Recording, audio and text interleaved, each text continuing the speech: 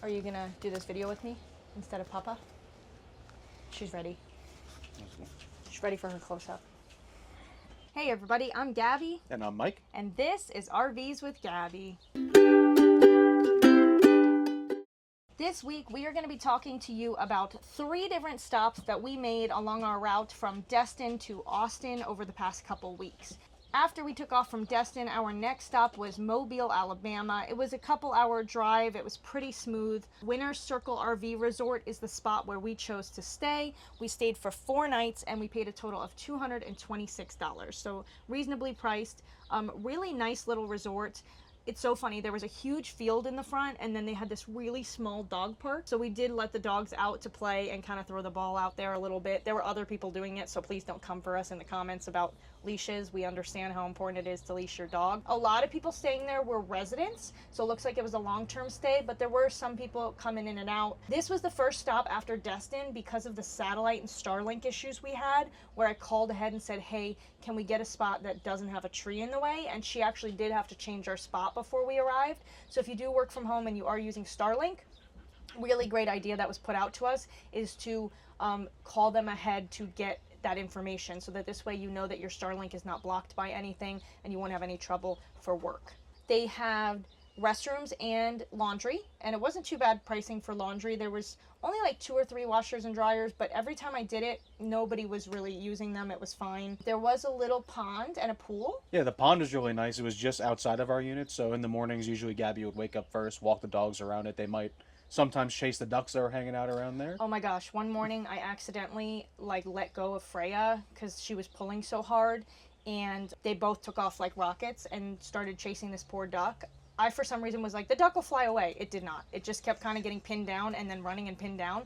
So just imagine 7 o'clock in the morning, I'm in my sweatpants and I'm shouting, Loki, Freya, while all these people are probably sleeping. So I don't think they really appreciated that. No. But you like the pool. The pool was really nice. It actually was a small, lazy river ordeal. It's like a circular pool with an island in the middle. So we spent a couple of nights there enjoying the sunset, playing Keep It Up with a bouncy ball, a beach ball of some sort. This was the first place that we got to stay that actually had a pool to enjoy, because both Destin and Steinhatchee we did not. So I do really like the pool at the resort kind of thing. It's something that we used to do when we were in an apartment a couple of years ago in Orlando. We spent a lot of time at the pool just relaxing after hours from work.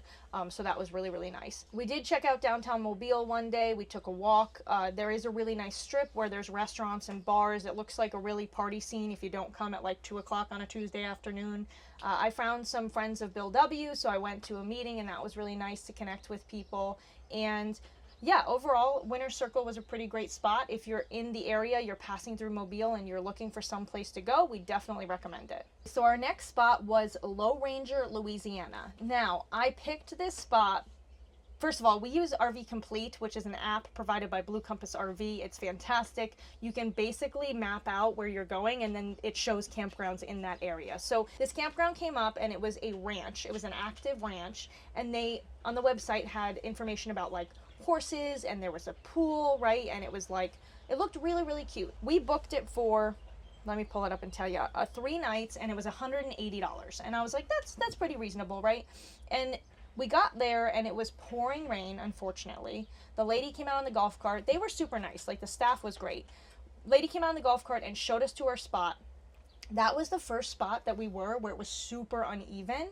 Don't forget your chocks before you start to take your trailer off, because we did not put them down and the trailer started rocking back a little bit and it was very awkward with the weight distribution kit. So then we had to back the truck up an inch, put it back on, put the chocks down. It was like a whole thing. So we pulled in and it was real campground vibes. And there was a lot of older coaches and RVs. Probably people stay there more long term. Not much to do in the area of Loranger. I'll be honest, that was a real campground. Now, there were cows in the morning. We walked out and saw them feeding all the cows, which was neat.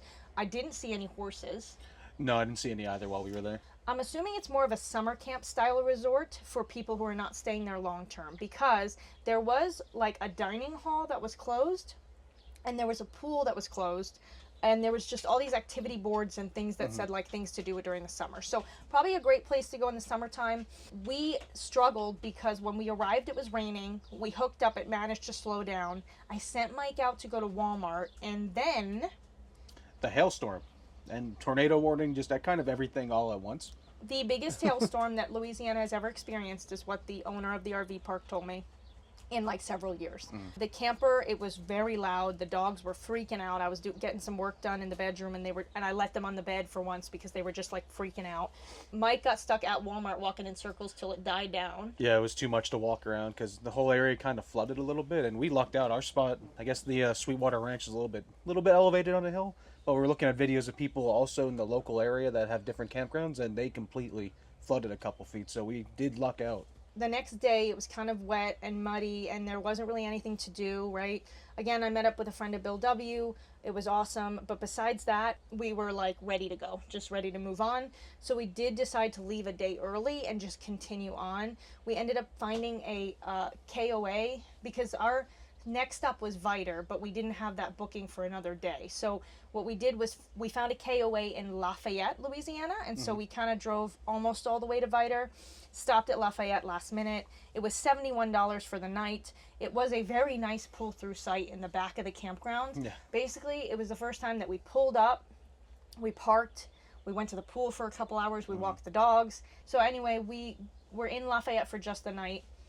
Somewhere, I think it was Loranger, that the water heater stopped working.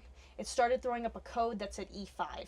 Now, we took off, we got to Lafayette, and that's where I called the RV Complete roadside assistance that we get with our purchase from Blue Compass, and it's a technician on the phone 24/7 to kind of walk you through diagnosing it. So he walked me through it, we ran some tests, and he determined that the blower was bad. And he was like, you're going to have to bring it in for service. Now, I'm going to do a future video on this, but service under warranty is complicated with RVs. It's not like I'm going to pull in today, they're going to fix it, and I'll be back on the road tomorrow. Because service, a warranty approval is done by the manufacturers in Indiana, there's several steps you have to go through. So, of course, because I work for Blue Compass, I started emailing people and calling people that could help me with kind of figuring out the warranty. The next day, we moved on to Viter, Texas. We do have a Blue Compass location there. Lauren, the RV chick, is the general manager there. Absolutely love her, and I was so excited to see the team and work out of that dealership for the week. We did find a great RV resort right across the street. It's right off the main highway, so if you're passing through Viter to get to Houston or Austin or anything, really anywhere. Yeah, it's kind of the Texas, gateway into Texas from Louisiana. Then you could definitely, we recommend Boomtown RV Resort. So this one, let me see. We stayed there for 5 nights, and we did pay $328. This was a much larger resort. There was like over 100 RVs. There were really nice laundry facilities. There was a office where you could pick up your packages, and I didn't get any footage of this, but like the laundry room was next to basically a closed-in balcony area on the water because they had a lake, and so you could sit there and you could play board games, read books, waiting for your laundry. Because it wasn't like, it was walkable, but it was pretty far to walk over, and it was that was when it started getting a little hotter. Yes. And it was going between like raining and hot in Viter. Well, another cool thing, if you went to Boomtown, you could do fishing, kayaking. As she said before, there's a big lake there. We don't have a kayaks. We left ours back at our Airbnb house, and I don't really do fishing much, but maybe in the future on this trip we might try that out. Yeah, the spot was convenient. We were right across from the pool too. Yes, exactly. So we ended up with a spot right up in the back of the resort, away from everybody else. There was a pool and a hot tub. Technically, it said that there was an hour in the morning or an hour at night. That was just for adults. For the most part, it wasn't too busy. It was kind of nice. The weekends is when it always gets crazy at resorts, I noticed. There were 2 restrooms there with really nice showers, actually. So we did shower there. It was nice to get out of our small little RV shower. Last thing, at Boomtown, they did allow dogs. I didn't see any breed restrictions online. We started booking for the next couple months, and we did find a campground that finally was like no German Shepherds. So it's kind of interesting how that works. But Boomtown had 2 little dog parks. Again, huge field, and then this tiny little fenced-in area for the dogs. And there was 2 separate ones. But yeah, the dogs overall had fun. I think that was a decent spot for the resort. Again, not much to do in the area. So overall, we did enjoy Boomtown, especially if you're doing any kind of cross-country traveling in the south, going towards Texas or deeper into Texas. It had everything we needed. Now, in terms of like going out nightlife, we didn't really explore Beaumont or anything that much. It seemed more like a industrial town and all that, but maybe there's some hidden gems that we just didn't get to see ourselves. So this has been an update on our travels going west. We are so thankful again for all of you who watch our channel. We really hope you enjoyed this video, and until next time, Happy camping. camping.